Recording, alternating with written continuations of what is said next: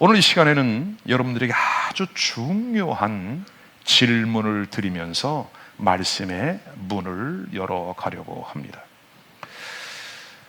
지금 오늘을 살고 있는 나는 어떠한 삶을 살고 있는가? 중요한 세 가지 질문을 드리려고 합니다. 여기에 대한 분명한 답이 여러분 즉각 나오셔야 돼요. 그러나 혹시 그와 같지 않다면 오늘의 말씀을 아주 귀담아 들으셔야만 합니다. 첫 번째는 내가 살고 있는 이 시대는 도대체 어느 시대인가? 나는 지금 어느 시대를 살고 있는가? 두 번째, 나는 누군가? 나는 누군가? 세 번째는 나는 그렇다면 무엇을 위해서 살아야 하는 건가? 이 세 가지 질문에 대한 성경적인 답변이 즉각 나오셔야 돼요. 여러분 지난주일 설교 기억하십니까? 귀인 1000명을 불러 잔치를 날마다 벌이며 살았던 벨사살 왕, 그의 나라는 영원할 것 같았고 그의 권좌는 끝이 없을 줄 알았지요. 하루아침에 오늘 너의 잔치는 끝났다. 오늘 우리의 인생은 어느 누구 한 사람, 내 일을 보장받은 사람은 한 명도 없습니다. 그러므로 오늘이라고 하는 이 한날, 주어진 우리의 삶 가운데에 오늘 나는 어떻게 살아야 될 것인가? 무엇을 위해 살아야 될 것인가? 왜 하나님께서 이 시대에 우리를 태어나게 하셨고 그 수많은 전 세계 80억의 인구 가운데에 우리를 하나님의 백성으로 불러주셨을까? 하나님께서 여러분을 이 땅에 내셨을 때에는 분명한 이유가 있고 목적이 있으니 따라하십시다. 하나님의 뜻대로만 살게 하옵소서. 아멘이죠, 여러분. 하나님이 계획하신 뜻대로만 살다 갈 수 있는 여러분 모두가 될 수 있기를 주님의 이름으로 축원합니다. 자, 그렇다면 크게 첫 번째로 오늘 우리가 살고 있는 이 시대는 어떠한 시대인가?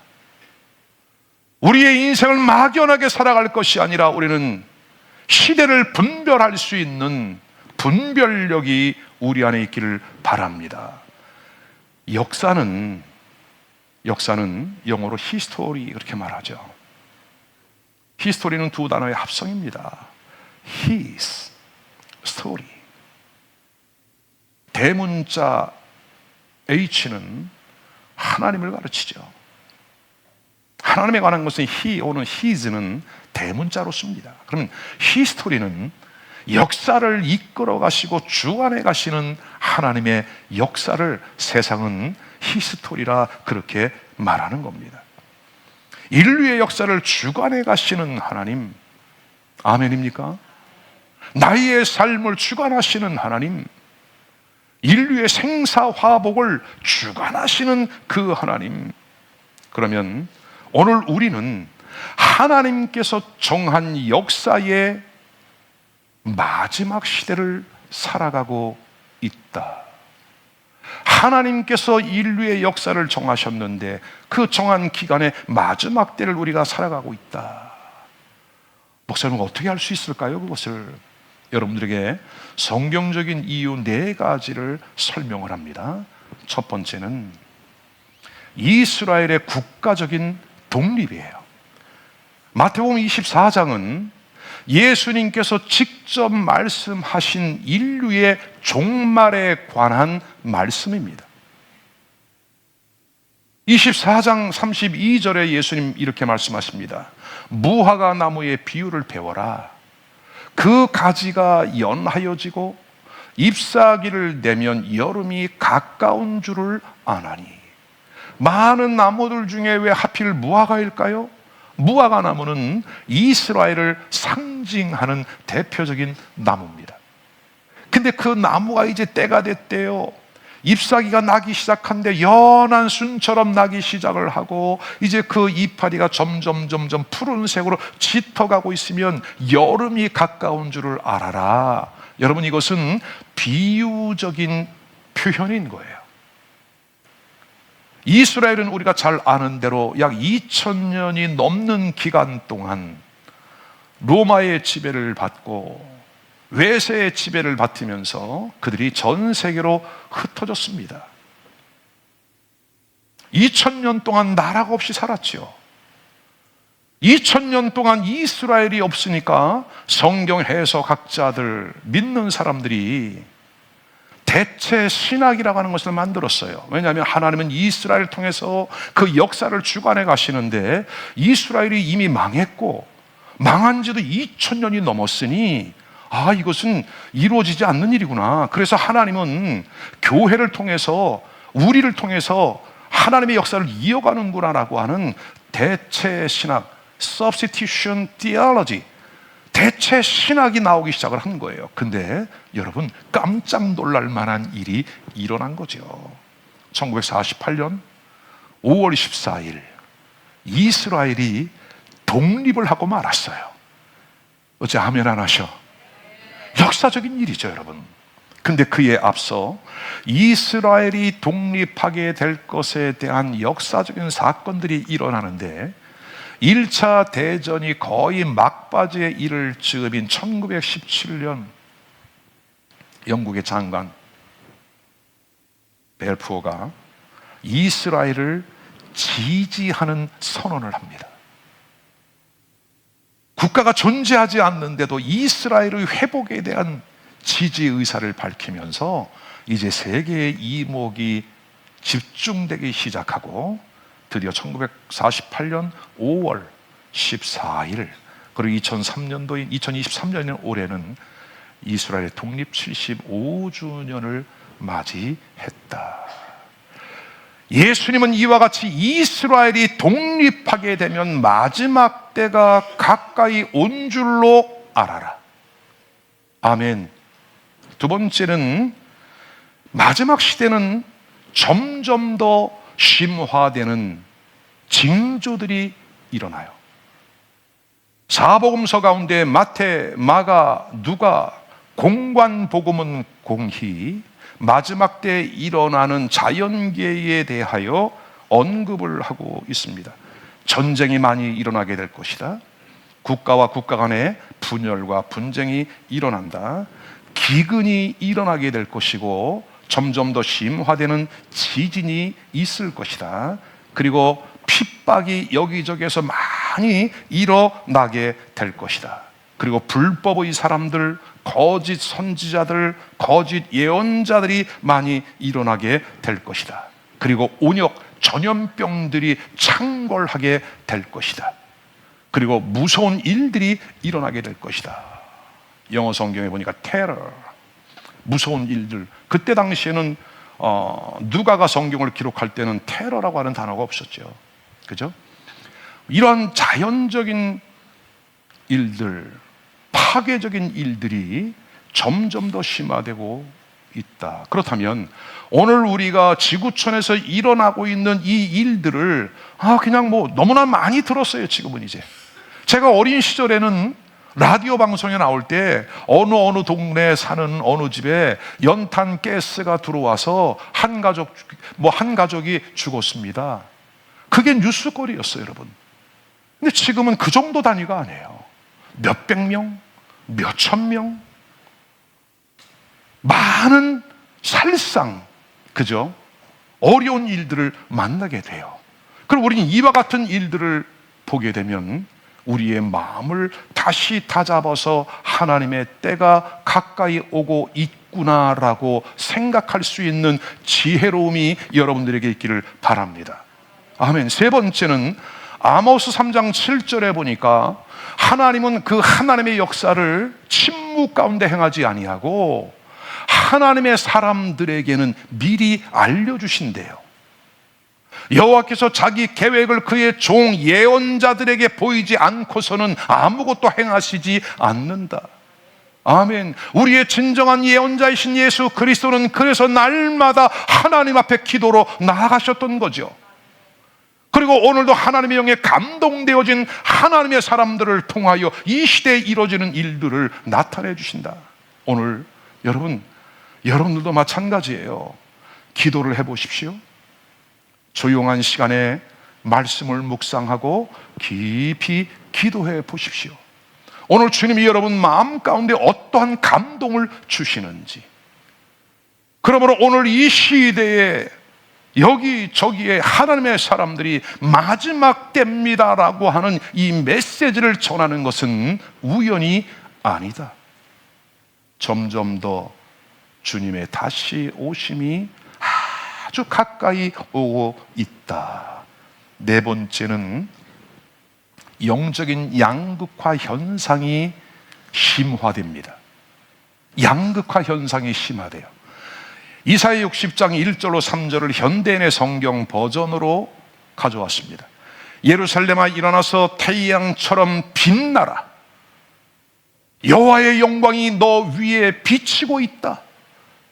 2절 세상의 모든 민족이 어두움에 덮여도 1절은 여호와의 영광이 빛같이 일어난다. 2절은 세상의 어둠에 덮여 있다.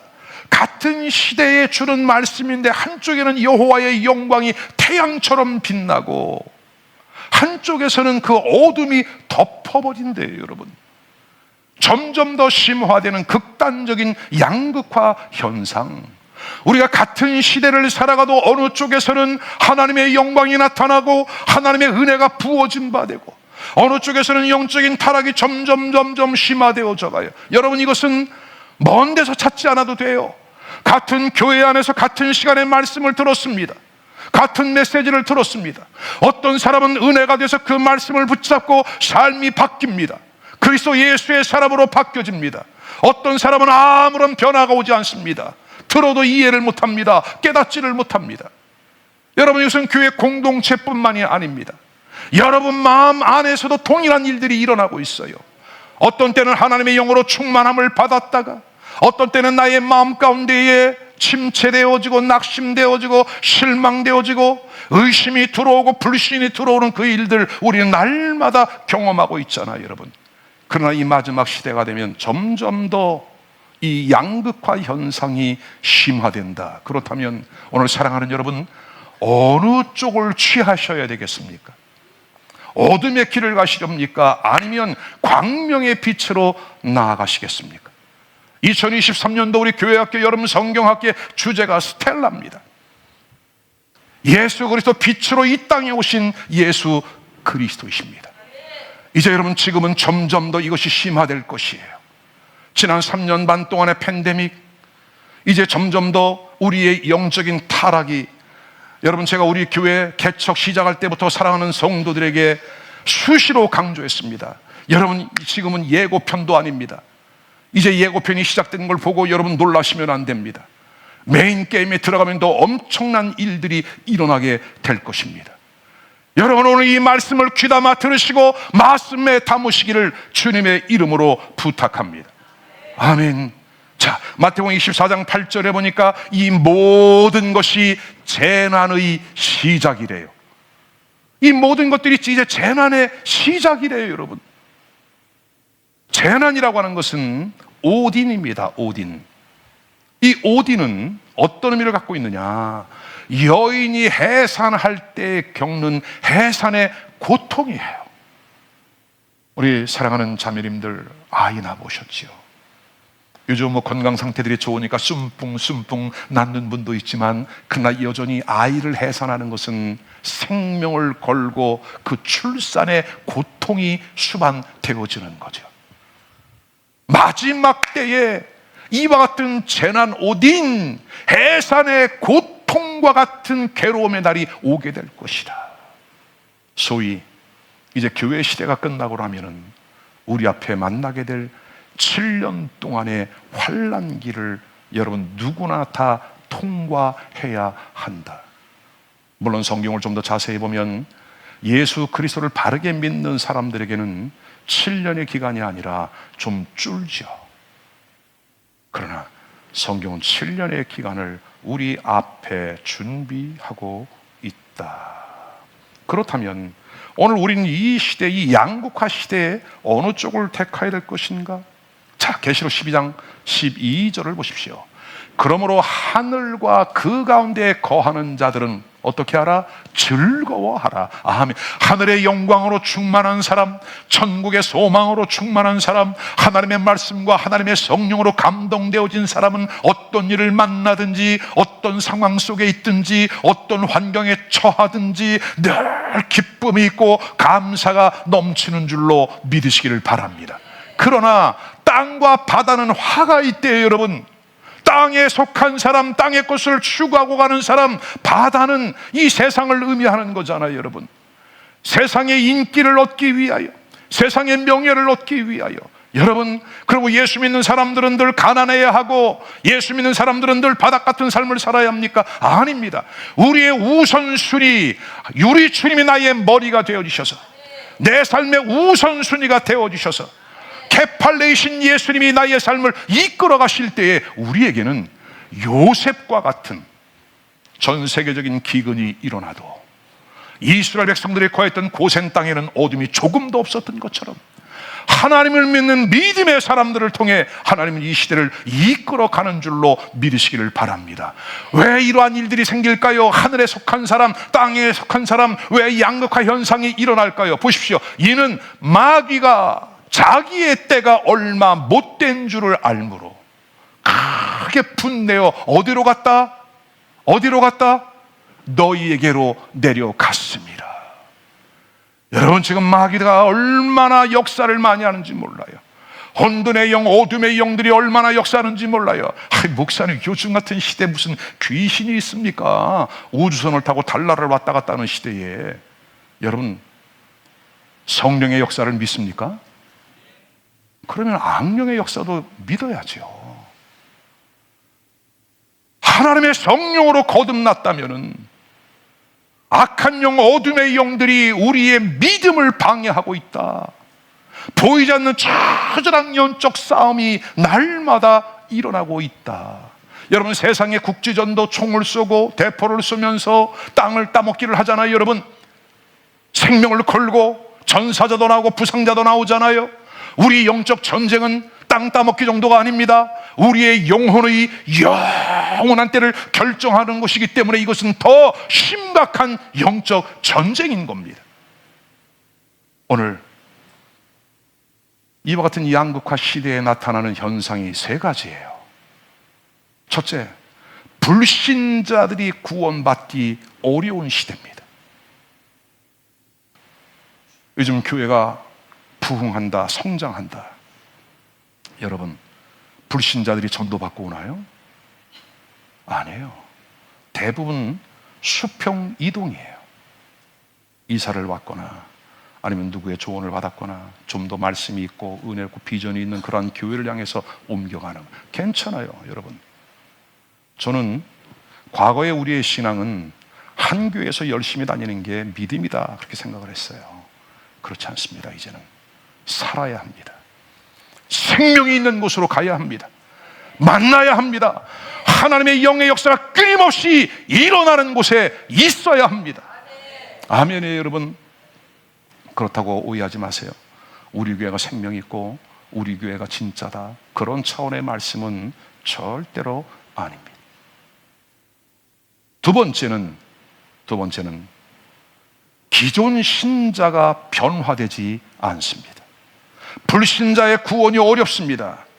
기존 성도들이 변화되지 않습니다. 여러분 스스로의 신앙을 한번 점검해 보십시오. 초신자 시절, 집사 직분을 받았을 때, 권사 직분을 받았을 때, 장로 혹은 목사, 지금 나의 영적인 단계는 점점 성숙해져 가고 있는가? 오늘도 내 안에 예수 생명의 역사가 세포 분열이 일어나는 것처럼 확장되어져 가고 있는가? 나타나고 있는가? 아니면 지난 과거와 오늘, 작년과 올해 변함이 없는가? 여러분, 저는 지금 우리 한국 교회의 가장 큰 문제가 여기 두 번째 있다고 봐요. 기존 성도들이 바뀌려고 하지 않습니다. 배우려고 하지 않습니다. 세 번째는 모이지 않습니다. 과거에 우리 부흥회를 해보십시오, 여러분. 동네 다른 교회가 부흥회를 해도 찾아가서 같이 은혜를 받고 앞자리에 앉고 싶어서 엉덩이 밀치기 싸움을 하면서 그죠?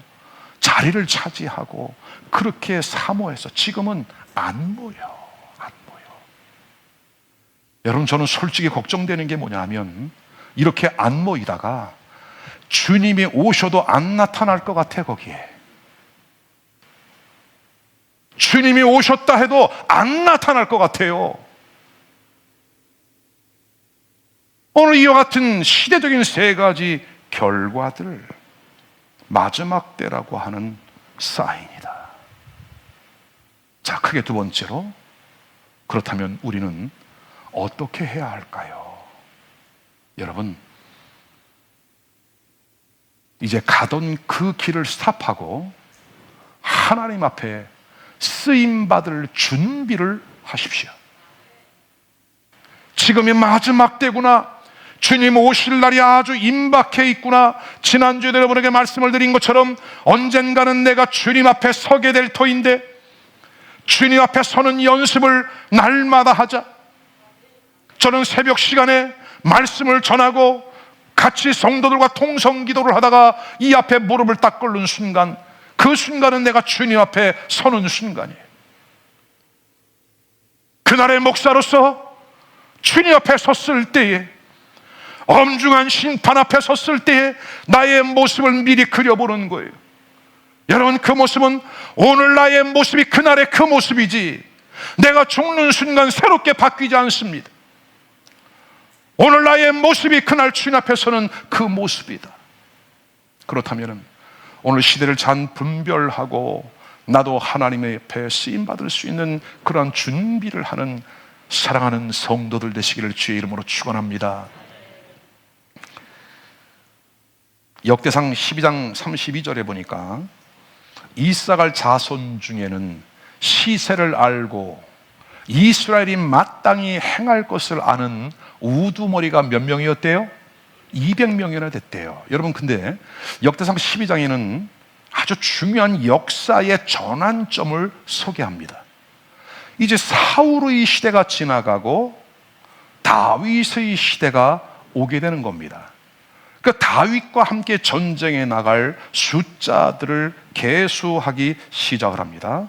유다 자손은 6,800명, 시므온 자손은 7,100명, 레위 자손은 4,600명, 각 지파별로 전쟁터에 나갈 수 있는 숫자를 세웠는데 이사갈 지파는 군인들의 숫자가 아니라 우두머리의 숫자를 계수합니다. 무엇을 의미할까요?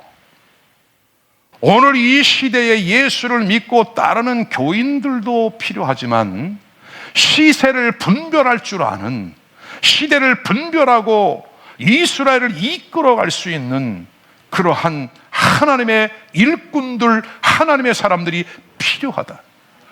오늘 이 시대를 살아가고 있는 우리 역사의 변곡점에 있는 이때에 하나님의 영에 감동되어지고 시대를 분별하면서 지금 내가 무엇을 해야 할지, 우리 교회가 무엇을 해야 할지, 우리가 어떤 방향으로 나아가야 할지를 분명히 이해할 수 있는 우두머리와 같은 하나님의 사람들이 될 수 있기를 주님의 이름으로 축원합니다. 바울 사도는 에베소 교회를 향하여도 동일한 요청을 합니다. 오늘 에베소 교회에게 요청했던 이 말씀이 이 자리에 앉아있는 여러분들에게 우리 성도 주 예수 교회에게 주신 말씀이라 믿고 우리 같이 한번 에베소 5장 15절로 17절을 보겠습니다. 그런즉 너희가 어떻게 행할지를 자세히 주의하여 지혜 없는 자같이 하지 말고 오직 지혜 있는 자같이 하여 세월을 아껴라. 때가 악하니라. 그러므로 어리석은 자가 되지 말고 오직 주의 뜻이 무엇인지 이해하라. 아멘.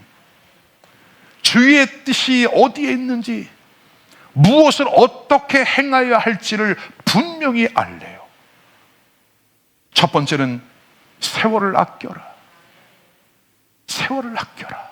어떻게 세월을 아낄 수 있을까요? 세상처럼 흥청망청하지 말아라. 술 취하지 말아라. 이는 방탕한 것이니 오직 성령의 충만함을 받아라. 여러분, 오늘 이 말씀이 나 교회 나왔더니 술 끊으라고 그러네. 처음 나오신 분들은 기다리십시오. 그러나 이미 예수를 믿은 지 꽤 된 사람들 가운데 여전히 끊지 못하고 해결하지 못하고 오히려 세속적인 영으로, 타락의 영으로 가고 있는 그와 같은 사람들에게는 세상에 술 취하지 말고 오직 하나님의 영으로 충만함을 받아라. 여러분, 이것이 세월을 아끼는 거예요. 왜냐하면 하나님의 성령으로 충만함을 받으면 하나님의 뜻이 어디에 있는지, 이 시대가 어떤 시대인지를 자연스럽게 분별할 수 있게 된다는 겁니다. 아멘. 주의 뜻이 어디에 있는지 분별하라. 주의 뜻은 여러분 모두에게 하나님의 영으로 충만하라고 말씀하고 있습니다. 따라하십시다. 하나님의 영으로 충만함을 받아라. 아멘, 아멘. 요엘서 2장 23절은 이렇게 말씀합니다. 시온의 자녀들아, 너희는 너희 하나님으로 인하여 기뻐하며 즐거워할지어다. 그가 너희를 위하여 비를 내리되 이른 비를 너희에게 적당히 주시리니 이른 비와 늦은 비가 전과 같으리라. 여러분, 성경학자들은 이 이른 비의 역사를 2000년 전 마가 요한의 다락방에 부어진 오순절 성령의 역사라고 말을 합니다. 그래서 오순절 성령을 받고 시작된 것이 교회죠. 늦은 비의 역사는 다시 한번 강력한 하나님의 영의 역사가 부어지면서 이 마지막 시대에 강력한 하나님의 성령의 역사가 부어지면서 이제 앞으로 일어날, 아니 이미 시작된 전 세계적인 영적인 대추수의 문을 열었다. 하나님의 성령으로 우리 개인이, 교회가 충만하셔야 될 이유, 전도의 문을 열어놓았으니 잃어버린 영혼들을 구원하라.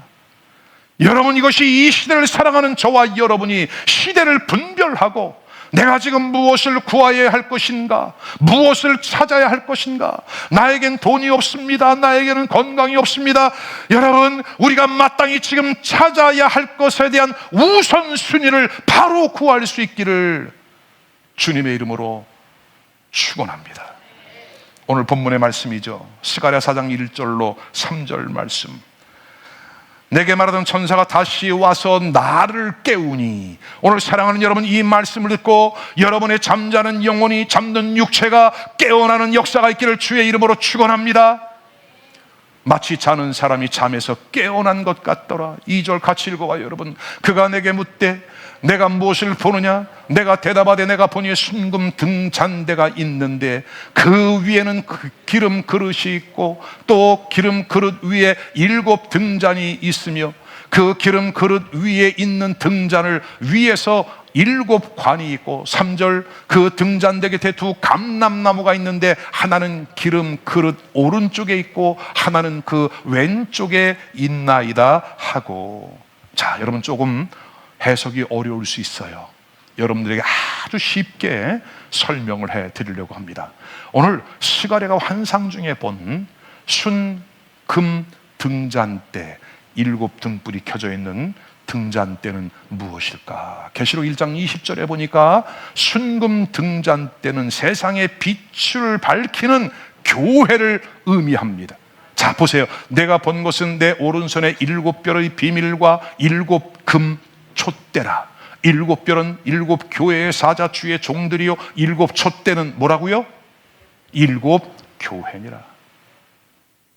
교회를 설명합니다. 금 촛대처럼 등잔대처럼, 기름이 충만한 등잔대처럼 교회는 하나님의 영으로 충만해야 되는 줄로 믿으시기를 바랍니다. 자, 근데 7등잔이래요, 여러분. 7등잔. 계시록 4장 5절, 보좌 앞에 7 등불 켠 것이 있으니 이는 하나님의 7 영이라. 등잔대에는 불이 켜져 있어야 된다, 꺼져 있어야 된다? 그럼요. 꺼지면 안 돼. 계속 불이 붙어 있어야 돼요, 여러분. 그래서 7 등불을 켠 것이 있으니 이는 하나님의 7 영이라. 하나님의 영으로 충만함을 받는 여러분 모두가 될 수 있기를 주님의 이름으로 축원합니다. 아멘. 근데 그 옆에 뭐가 있대요? 2 감람나무가 있대요, 여러분. 2 감람나무. 2 감람나무는 복음을 전하는 2 증인입니다. 자, 요한계시록 11장 3절과 4절 말씀 같이 한번 읽어봅시다. 시작. 내가 나의 2 증인에게 권세를 주리니 그들이 굵은 배 옷을 입고 1260일을 예언하니라. 여러분, 1260일이면 얼마입니까? 3년 반입니다. 3년 반 동안 무엇을 한대요? 굵은 배 옷을 입고 예언을 한대요. 굵은 배 옷을 입었다고 하는 것은 심판, 회개를 촉구하는 메시지예요.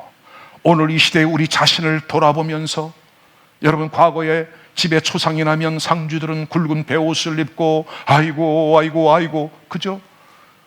자, 오늘 우리도 굵은 베옷과 같은 죄를 뒤집어 쓰고 회개의 메시지를 들으며 우리 자신의 영적인 상황을 돌아보고 점검하는 은혜가 있기를 주님의 이름으로 축원합니다. 4절, 그들은 이 땅의 주 앞에 서 있는 2 감람나무와 2 촛대니. 아멘. 하나님의 영으로 충만하게 무장된 여러분 되시기를 주의 이름으로 축원합니다. 작은 2번째는 하나님의 영으로 충만했을 뿐만이 아니라 이제는 말씀으로 충만해야 한다. 말씀으로 충만해야 한다. 시대에 맞는 말씀으로. 우리가 살고 있는 이 시대가 지금 구약 시대인가 신약 시대인가 아니면 예수 그리스도의 재림이 임박한 종말 시대인가?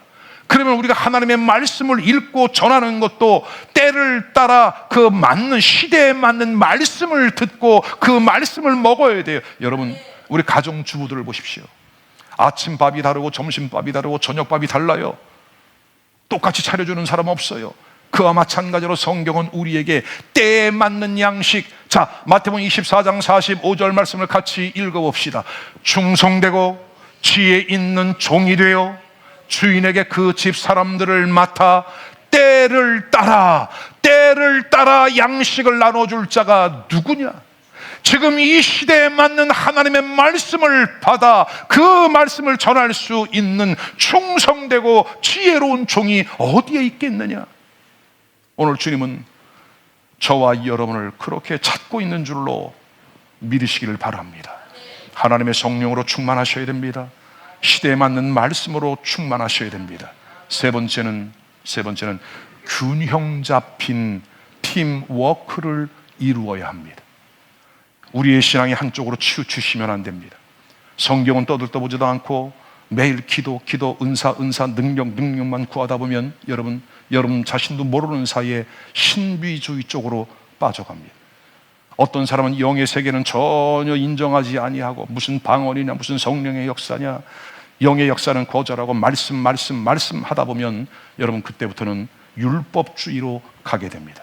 그래서 이 마지막 시대는 하나님의 말씀과 하나님의 성령과 하나님의 말씀, 이 영적인 균형을 갖춘 하나님의 사람들이 필요하다. 그래서 오늘 이 2 감람나무와 같은 증인은 성경 해석자들은 이렇게 말을 합니다. 한 사람은 모세고 한 사람은 엘리야다. 모세는 율법 하나님의 말씀을 받은 사람이고 엘리야는 하늘의 불, 하늘의 능력을 끌어내렸던 성령의 사람을 대표한다. 그래서 하나님의 말씀과 성령으로 영적인 균형을 갖춘 사람. 아멘. 오늘 여러분 어떻습니까? 혹시 이도 저도 아닌 사람은 없겠죠. 혹시 내가 말씀적으로 치우쳐 있다면 잘하셨어요. 그러나 이제 영적인 은혜를 사모하십시오. 나는 영적인 은사가 더 열려 있다면 잘하셨어요. 여러분, 감사하십시오. 그러나 말씀을 의도적으로 배우시고 말씀을 의도적으로 더 읽어 내려가셔야 합니다. 그래서 이 두 가지가 영적인 균형을 잘 이루어갈 수 있는 은혜가 있기를 주의 이름으로 축원합니다. 아멘. 자, 그래서 마가복음 6장 7절에 보면 예수님께서 제자들을 부르셨을 때에 어떻게 둘씩 보내며 더러운 귀신을 제어하는 권세를 주셨대요. 둘씩 짝지어 보냈대요. 여러분, 사도행전 2장에 보면 오순절 성령이 임하죠. 그리고 3장에 가면 어떤 사건이 기록되어 있나요? 베드로와 요한이 제9시 기도 시간에 성전에 올라가다가 미문에 앉아있는 안진뱅이를 만납니다. 베드로와 요한, 성령을 받은 제자 공동체, 예루살렘 공동체는 홀로 다니지 아니하고 둘씩 짝지어 다니면서 이제 성전문 밖에 있는 사람을 살려 성전 안으로 들어가게 하는, 구원케 하는 그 사명을 감당하는 줄로 믿으시기를 바랍니다. 그렇다면 오늘 이 시대는요, 영적인 팀워크를 이루는 시대예요. 목회자 그룹과 평신도 그룹, 사도행전이 진행되어 가면 갈수록 이제 바울과 바나바, 바울과 실라, 바울과 디모데, 베드로와 마가, 이렇게 영적인 파트너십을 이루어가는 것을 성경은 우리에게 말씀하고 있다면 오늘 이 시대에 저와 여러분, 목회자 그룹과 평신도 그룹이 각기 받은 은사와 재능을 따라, 부르심을 따라 충성하며 섬겨갈 수 있는 은혜가 있기를 주님의 이름으로 축원합니다. 이 팀워크를 이루어 무엇을 해야 할까요? 이 마지막 시대에 이제 천국의 문이 닫혀야 할 시간이 임박해 오고 있는 이때에 마지막 남은 자들을 구원하고 살려내는 이 사명을 우리가 감당해야 할 줄로 믿습니다. 여러분, 지금 시간이 많이 남아있지 않습니다. 시간이 많이 남아있지 않습니다. 지금 나는 무엇을 해야 할까? 오늘 여러분 각자를 향한 우리 주 예수 교회를 세우시고 친히 머리가 되신 주님이, 우리 교회를 통하여 주님은 지금 무엇을 하기를 원하시는가? 오늘 이 자리에 왜 여러분을 동서남북 사방 팔방에서 불러 모았을까? 오늘 우린 다시 한번 그 사명을 찾고 하나님의 영광 안에 귀하게 쓰임받는 역사가 있기를 주의 이름으로 축원합니다. 말씀을 정리합니다. 지금 나는 무엇을 위해 살아야 할까? 지금이 중요하다. 전도 3장 1절에 보니까 천하 범사에 기한이 있고 모든 목적이 이룰 때가 있대요. 역사도 시작이 있고 마지막이 있어요. 여러분, 역사를 주관하시는 분이 하나님이세요. 그 하나님이 오늘 저와 여러분을 이 시대에 태어나게 하셨대요. 우린 마지막 시대의 마지막 주자의 사명을 받은 줄로 믿으시기를 바랍니다. 나의 형편이 아니라, 나의 입장이 아니라 우리를 향한 하나님의 계획 가운데에 하나님이 지금 나를 부르셨다. 아멘. 두 번째는 그 시대에 내가 쓰임받을 수 있는 준비를 하자. 고린도서 6장 2절에 보니까 보라 지금이 은혜 받을 만한 때요, 보라 지금이 구원의 날이래요. 여러분, 늦춰지지 않기를 바랍니다. 여러분들이 많은 이유를 만들어서 주님의 부르심을 거절하고 외면하지 않기를 바라고, 주님 내가 여기에 있습니다, 나는 부족하고 나는 연약하나 주님 나를 주의 영광을 위한다면 기꺼이 내어 드리겠습니다. 그와 같은 믿음의 고백, 그와 같은 마음의 동함이 이 시간 여러분에게 있기를 주님의 이름으로 축원합니다. 끝으로 세 번째, 오늘 우리는 이제 전 세계적인 영적인 대추수가 일어나고 있습니다. 하나님의 말씀이 그렇게 풀어져 가고 있습니다. 여러분, 하나님이 저와 여러분을 일꾼으로 부르고 계십니다. 일꾼으로 부르고 계십니다. 오늘 우리는 군사로 모집된 자는 사사로운 일형 매이지 아니하고 나를 부르신 그 주님께 순종하며 기꺼이 드리십시오. 우리 남자분들 군대 가서 아시죠? 전국 8도에서 모인 남자들이 군대라고 하는 공동체 집단 안에 들어가니까 명령 체계에 의하여 제식 훈련, 총검술 훈련을 받다 보니 한마음 한뜻이 되어 좀 멋진 군인으로 거듭나는 것처럼 오늘 우리 각자의 형편과 모습은 다 달라도 오늘 주신 이 말씀에 따라 순종하고 시대를 분별하며 지금 하나님의 영광 위하여 여러분을 드리고 쓰임받는 역사가 있기를 주님의 이름으로 축원합니다. 축원합니다.